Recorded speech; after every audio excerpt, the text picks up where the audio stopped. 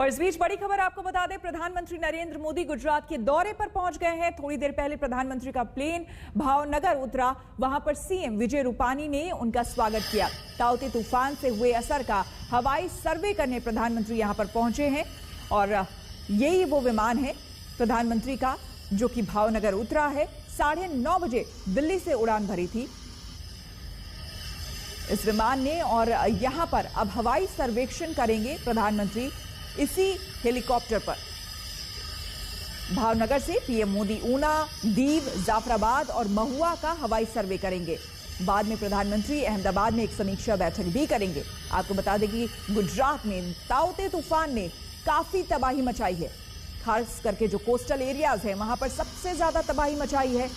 खुद वहां के मुख्यमंत्री विजय रूपानी ने कहा है कि यहां पर सबसे ज्यादा लोगों को नुकसान हुआ है। कई लोगों की इसमें मौत हो चुकी है।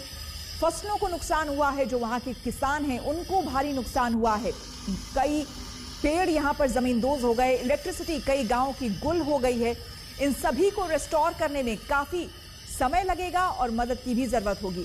ये देखिए तस्वीरें सामने आई। प्रधानमंत्री जब भावनगर पहुंचे तो वहां पर खुद मुख्यमंत्री विजय रूपानी भी यहां पर पहुंचे थे और यहां से अब प्रधानमंत्री हवाई सर्वे के लिए निकलेंगे और जो जगह जहां जहां का हवाई सर्वे वो करने वाले हैं भावनगर से, वो सीधे उड़ान भरेंगे। ऊना देखेंगे, दीव, जाफराबाद और महुआ, इन इलाकों का हवाई सर्वे करने वाले हैं और पूरे इलाके का आकलन किया जाएगा कि इन इलाकों में कितनी क्षति हुई है, क्योंकि ताउते तूफान ने काफी तबाही मचाई है। तेज बारिश, आंधी और तूफान ने काफी कुछ उजाड़ दिया है गुजरात के इन इलाकों में। हमने आपको कई रिपोर्ट्स वहां पर ग्राउंड से दिखाया है कि किस तरह से कई फर्नीचर के जो एरियाज थे जहां पर दुकानें थी वो तहस नहस हो गई।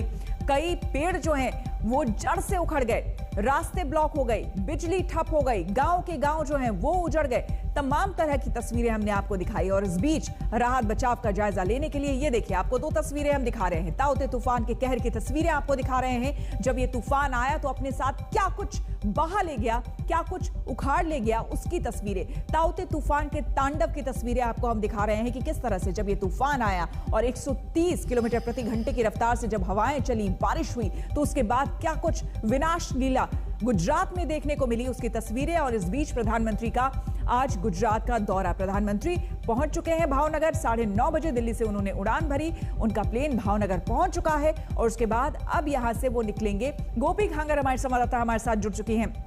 गोपी, प्रधानमंत्री पहुंच चुके हैं भावनगर और अब आगे का उनका क्या कार्यक्रम रहने वाला है? बताया जा रहा है कि कुछ एक इलाके हैं जिसका हवाई सर्वेक्षण करेंगे प्रधानमंत्री।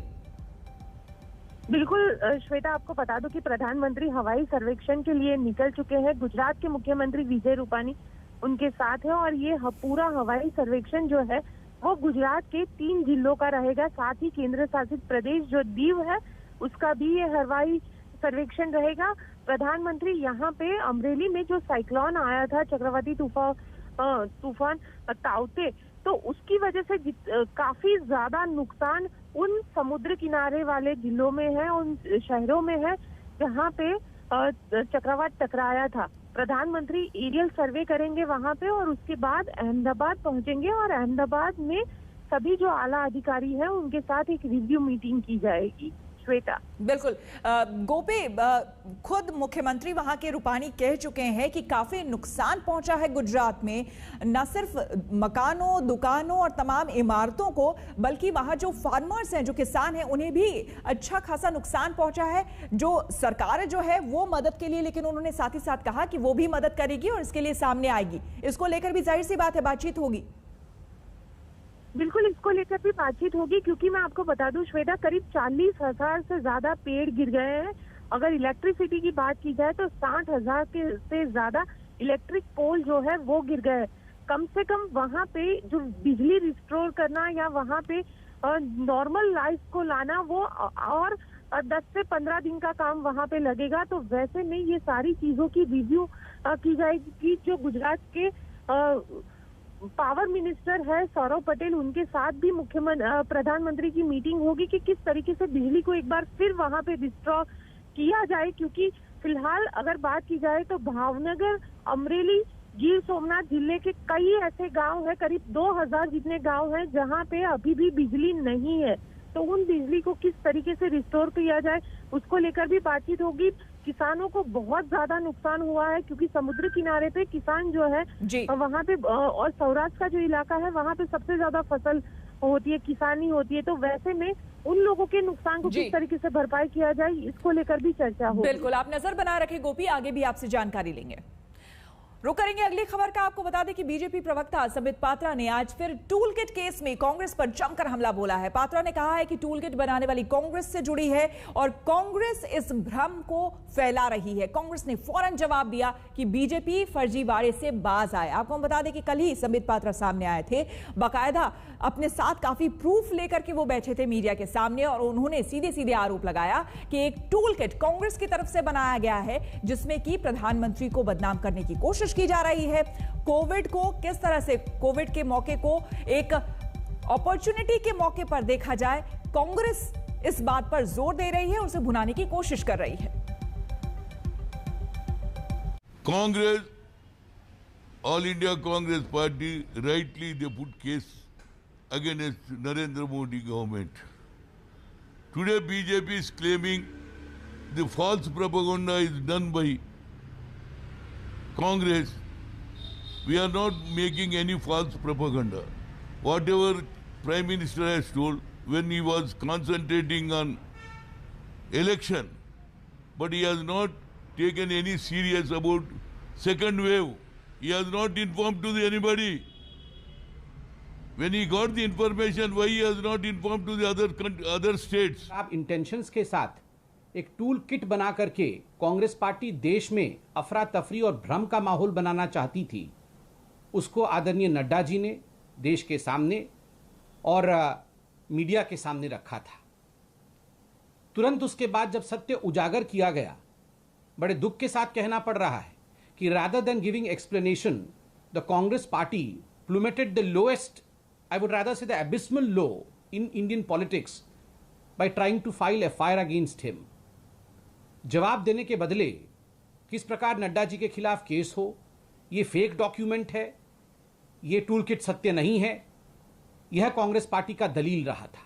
ट्वीट आप देख सकते हैं राहुल गांधी जी का, ये 9 मई के आसपास का है और इसमें क्या लिखा है, मोविड, कोविड को इन्होंने नाम मोविड दिया है। कल हमने दिखाया था कि राहुल गांधी ने किस प्रकार से इस टूलकिट के माध्यम से इंडियन वेरिएंट नाम को और मोदी स्ट्रेन नाम को आगे बढ़ाने की कवायद की थी और आज आप खुद देख सकते हैं प्रत्यक्षम किम प्रमाणम, मोविड पैंडेमिक, अर्थात पूरे विश्व जिसको कोविड के नाम से जानता है, कहीं ना कहीं एक बिल्कुल कंसर्टेड एफर्ट है कांग्रेस पार्टी का इसमें प्रधानमंत्री जी के नाम और भारत के नाम को घसीटने का। कांग्रेस पार्टी ने एक सजग सशक्त विपक्ष की भूमिका निभाते हुए हमेशा भारत सरकार को चिताया है। यह सरकार तो, जैसे कल हम लोगों ने अपनी वर्किंग कमेटी में भी कहा कि Modi government has abdicated it's responsibility, सरकार ने तो अपनी पूरी की पूरी जिम्मेवारी से मुक्त एक तरीके से लगता है हो गई, लेकिन कांग्रेस पार्टी विपक्ष की जिम्मेवारी से मुक्त नहीं हो सकती।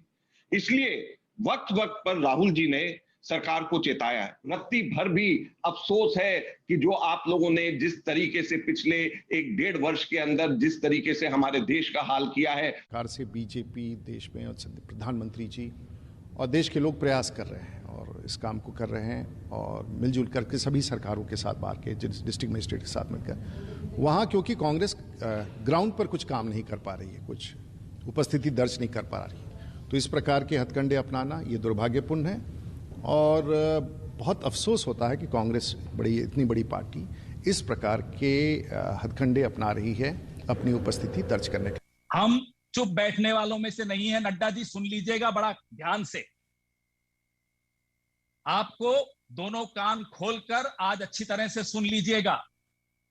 कांग्रेस का एक एक सिपाही, इस देश का एक एक नागरिक आपकी असलियत जान गया है और अब वो चुप बैठने वाला नहीं है। आप जितने कोशिश कर लीजिए झूठे कागज सामने लाइए, एक एक का जवाब दिया जाएगा और करारा जवाब दिया जाएगा। 2024 तो जब आएगा आपके लिए प्राथमिकता से चुनाव होती है, हमारे लिए प्राथमिकता आज है। कोरोना से जो लोग मर रहे हैं, हमारी प्राथमिकता वो है। हमारे लिए वक्त हो गया है एक छोटे से ब्रेक का। बने रहे हमारे साथ, देखते रहिए आज तक।